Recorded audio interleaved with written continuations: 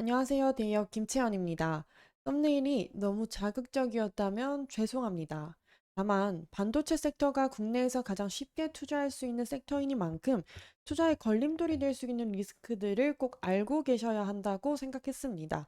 그래서 이 리스크를 참고해서 미리 준비하고 대처할 수 있도록 하기 위해서 가장 집중적으로 봐야 할 세 가지 리스크를 제가 알려드리도록 하겠습니다.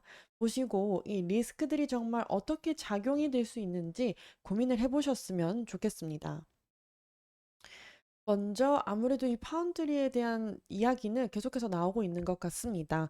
일단 글로벌 기업 중 이 파운드리로 꼽히는 3대 기업이 TSMC와 삼성, 인텔 이렇게 있는데 이 점유율로 봤을 때 TSMC가 약 60%, 삼성 12%, 인텔 1% 정도로 이 격차가 굉장히 크게 나타나고 있는 상황입니다.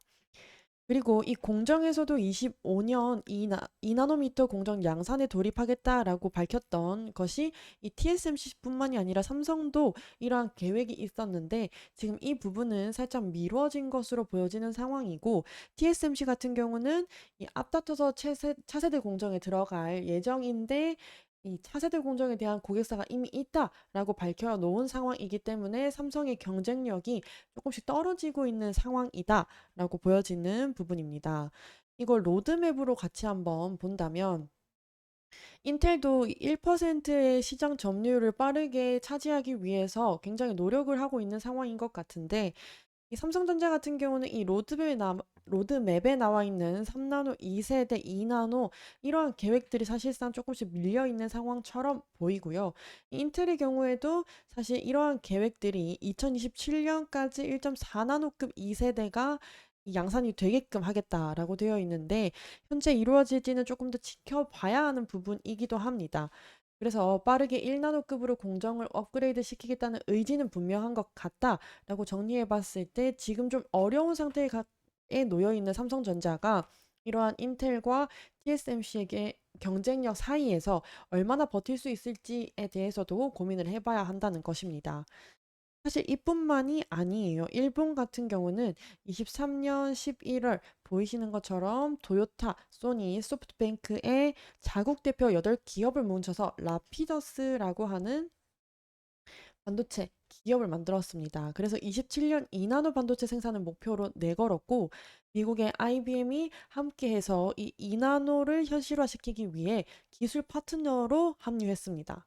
지금 세계 반도체 파운드리 시장에 후발주자들이 굉장히 많은 상황이다라고 할 수 있죠. 이 글로벌 협력에서도 이 부분이 부과되는데 칩3 동맹이라고 해서 일본 그리고 미국, 대만의 동맹으로 미국과 대만 반도체 기업이 일본에 쏠리고 있는 상황입니다. 그래서 이 생태계 중심이 일본으로 쏠리면서 삼각 협력 체제가 계속해서 이 꾸려지게 된다면 예상보다 더 빠르게 일본의 2나노 반도체 생산이 가능할 수 있다라고 보여지는 시각입니다.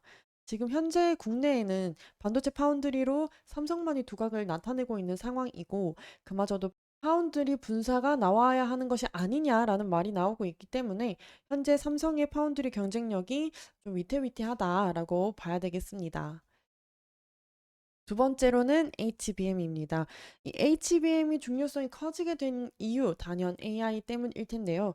이 시장에 나오고 있는 우려 중 하나가 아직까지 AI 기업들의 이렇다 할 수익을 만들어내고 있지 못하다라는 것입니다.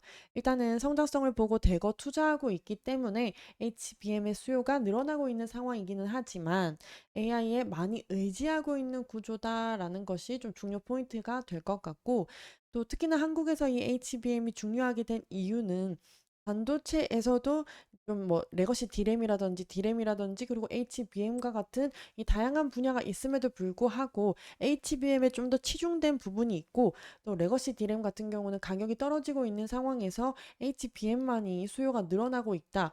이러한 부분이 좀 더 다각화돼서 안정화되어 있다기보다 좀 불안정한 상태이다라고 볼 수 있는 상황인데 HBM의 경쟁력이 더욱더 치열해지는 것도 사실입니다. 현재 HBM의 구도로 삼성, SK, 하이닉스, 그리고 마이크론인데요.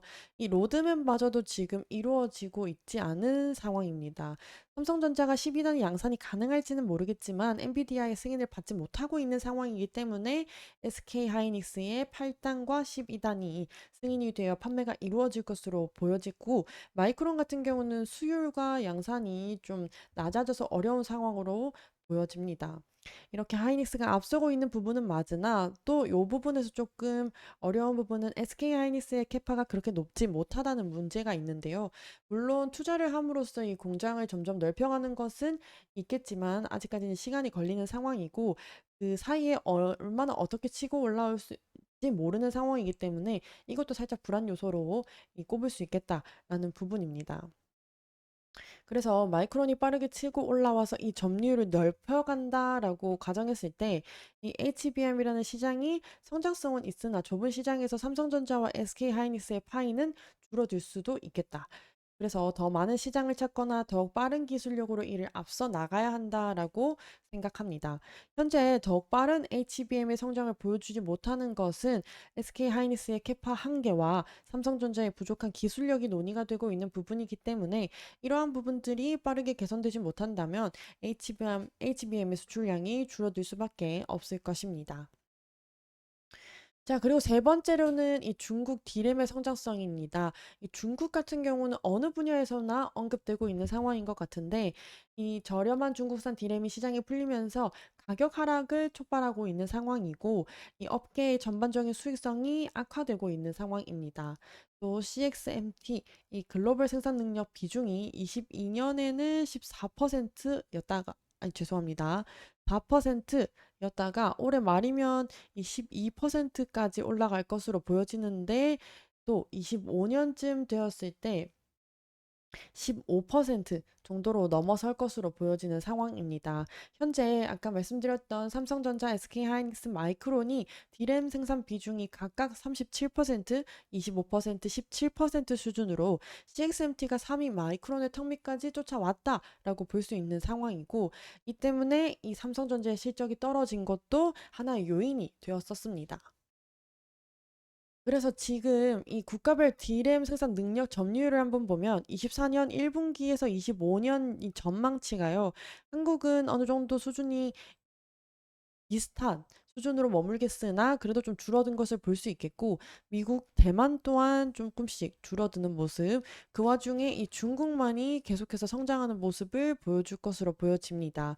또 CXMT의 D램 생산 능력이 22년에는 7만 장에서 25년에 무려 30만 장으로 아주 높게 뛰어 넘을 것으로 보여지는 상황이기 때문에 그만큼 중국의 이 기세가 굉장히 빠르게 움직이고 있다라는 부분에서 아무래도 반도체가 또 위험할 수 있는 이 부분이 되겠다라고 볼 수 있는 상황이겠습니다.